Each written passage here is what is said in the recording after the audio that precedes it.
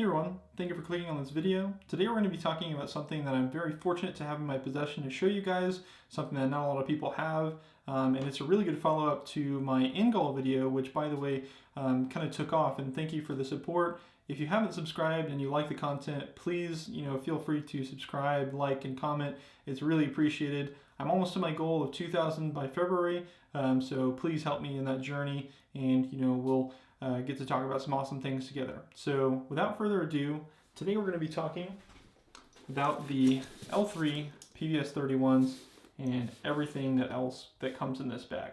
So let's get right to it. So just like last time when I talked about the in-goal, I had to give the disclaimer in the fact that not everyone can purchase these items. For regulatory or government reasons, the government doesn't like you, L3 doesn't like you, and they don't care.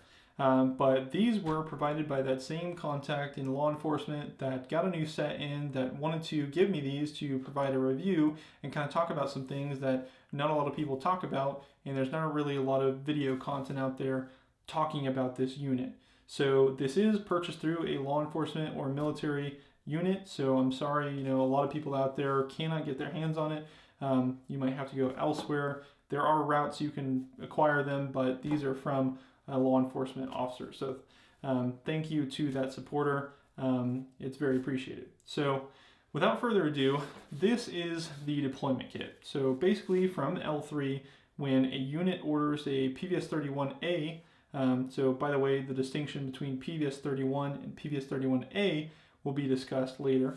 But this is the kit that it comes in. So it comes in a pretty nice, multicam pouch. So I think it's more geared towards the military customers, but this is how they all come. So we'll just start from the top and work our way down in the kit. We'll take everything out and then we'll put it on my bench. We'll talk about it from there. So in the top, this little compartment is going to be the battery pack. So the PVS 31 does use an external battery pack, which provides additional runtime.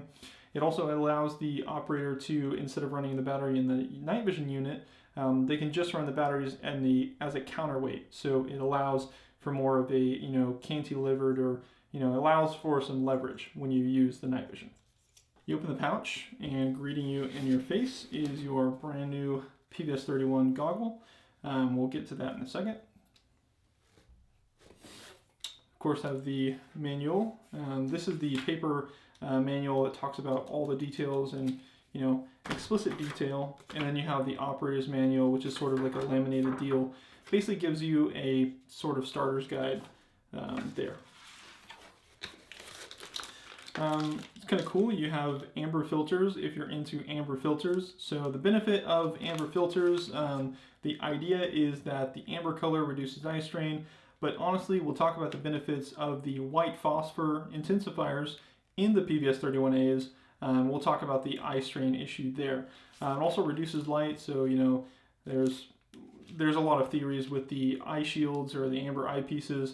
I personally am not a fan, but it's up to the operator.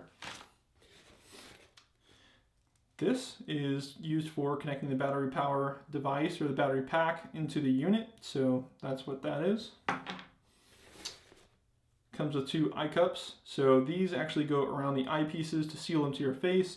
I don't really like these just because I use glasses, and also it prevents you from seeing around the night vision, so it kind of reduces your peripheral vision, but the option is there if you need these. And of course comes with batteries. These are AA's, which is an important distinction. My RNVGs are powered by CR123s. Some other night vision devices are also powered by CR123s, but the PVS 31As and the battery pack use AA's. So now that we have everything out of the pack, we'll move to the bench and get up close to the PVS 31As. So the first thing you'll notice whenever you get PVS 31s or whenever you hold PVS 31s is their weight. So their weight compared to a goggle such as the RNVG is incredibly light. The exact weight is about 21 ounces. I'm not sure the exact weight of the RNVG, but I'll post it below. But that being said, the RNVG kind of has its benefits of its weight, but that being said, the PVS 31 is really in a class of its own as far as lightweight night vision goes. The perks of having lightweight night vision are, reduced neck strain. It's really just a operator comfort issue. Those of you who have night vision and use it for a long time, the biggest complaint of night vision is neck strain. So when you have a lot of weight on your helmet, and especially if you're using a ballistic helmet, you put a lot of weight on your head, and it just gets tired after a while. So lightweight, it's very lightweight. The issue of fragility is an issue that is common with PVS 31s, but that's just because a lot of people, take their night vision into adverse conditions, and they don't. It's kind of hard to recognize where your night vision is on your head. You might snag it on something, and the glass reinforced or fiber reinforced, whatever it is, polymer on the 31s will snap. Typically it'll be along the hinge point right here just because it's really fragile, but the lightweight nature of the unit is definitely a benefit in my book. So these little knobs on either side are called interpupillary stops, and what that is when you're folding in the night vision, the interpupillary stops will be where your pupils are, so the center of your eye, and you can sort of set that to where when you're folding them up and you bring them down, they'll always return to the same position. So you can just set them by screwing them in, and it'll stop right there every time. So that's what these little knobs are for. So the PVS 31 battery pack is kind of cool because it has multiple functions. It's not just a battery pack. So you'll see that it has 4 battery compartments, and this little knob on the top is basically the screw for the battery. So it holds 4 AA's in there. And this actually velcros on the back of the helmet, so the operator can use this as a sort of counterweight and additional power. I'm not sure exactly the numbers of runtime granted, but the numbers for runtime on this are based off 1 AA, and there are 4 in this, so I'm sure it's quite long. So the port on the PVS 31 battery pack is right there, and then right here is where the function of the battery pack kind of takes its shape. So this switch is actually an infrared illuminator. So right then it's on, so it actually flashes out of these, which I have some footage of the illuminator compared to my S&S Manta. Here is the illuminator on the PVS 31 battery pack. You can tell it's pretty bright. There's a lot of ambient light out, but you can tell it's pretty bright. What I'm going to do is I'm going to turn that off so you can get an idea of what it looks like without the illuminator, and then I'll turn on my S&S Manta. Here's what the helmet looks like without the strobe on, just so you can get an idea of what it looks like without it on. We're about 10-15 yards away from the helmet. And here's the S&S Manta. So you can tell it's quite a bit brighter of a strobe, but it is, the battery pack is pretty comparable. I mean, it does work.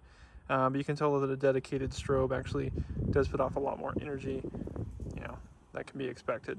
So you can see that it's not terribly bright. It's not as bright as a dedicated strobe, but the fact that it incorporates batteries, counterweights, and a strobe all in one unit is kind of cool. So to attach the PVS 31 battery pack to the PVS 31, you're going to need the cable. So the cable actually has 4 pins inside of it, and it just plugs in. So yes, it actually does work with the RNVGs. Those of you who do have RNVGs, this is the same port. So we're going to plug this in to the battery port right here. So it has a little white dot where it's supposed to go. So you just match up those white dots, plug that in, take the other side of the cable, and the actual night vision unit actually has a white dot as well right there. So we're going to match this white dot and plug it in. So now all you have to do is route the cables around your helmet. There are devices such as the Spiritus lid snake, and you can get a helmet cover to route that under to where it's not a snag hazard, or just running it on your helmet with some duct tape. But this will grant you more battery time, more time to use your night vision if you're using them all night, or maybe even over a couple of days and you don't want to have spare batteries on your kit. You can run them actually on your helmet in your battery pack. So in looking at the PVS 31 from the front, there's a few things that you need to know about the unit that are a little bit different. So it does not have an onboard IR illuminator, such as the one found on the RNVG right here. It also has a button and a knob right here. So this also doubles as the gain knob and the power button. So in order to turn on the PVS 31s, you simply just push this in towards the center of the housing. You can hold it for 2 seconds, it'll turn on. It's the same way to turn it off. You just hold it for 2 seconds and it'll power off. In order to adjust the gain, you will turn this knob either left or right, adjusting or reducing the gain. The reason that that's kind of nice is because in a really bright environments such as urban environments, you might need a lesser gain than if you would in a desert where there is no lights at all. And then of course in the middle is the AA battery housing, so that's where the AA goes. So I know I look kind of goofy wearing my helmet inside, but I wanted to kind of show you guys the benefits of the PVS 31 and other articulating night vision devices. So you clip in your PVS 31. Okay, so right now we'll stow it just like a normal night vision device. So with it stored out like that, most of the weight is pulling my head down. So one of the benefits of an articulating night vision device is you can roll it towards your helmet, and now the center of gravity is much closer to my helmet. It's not wanting to pull my chin down. That's really kind of nice, and it also is a snag hazard, or it reduces the amount of snag hazard you have. So we'll take those off. And then put on my RNVGs. So the RNVGs are non-articulating. So once again, all the weight is going to be out on the front of my head. So, once again, I can't roll them to the helmet. Most of the weight is in the front, wanting to pull my head down. It's making my neck want to lift my head up. So over time, you do get a lot of neck strain. Luckily, when you're deploying them, it's more close to your head. So one of the benefits of articulating night vision. So not only is articulated night vision good for storage because you can keep them close to your helmet, it's also good for a situation where you need to lift your night vision device. So for example, if you want to have a heads up position to where you are not using your night vision, either you're using white light or you're talking to someone or whatever you might need, you can simply roll them up and they're out of your face. So another thing that you might be able to do is if you have a thermal on your rifle, you're using your right eye for your thermal, you can also keep one down. So you can sort of have a monocular with one eye and your thermal or whatever you need on your right eye.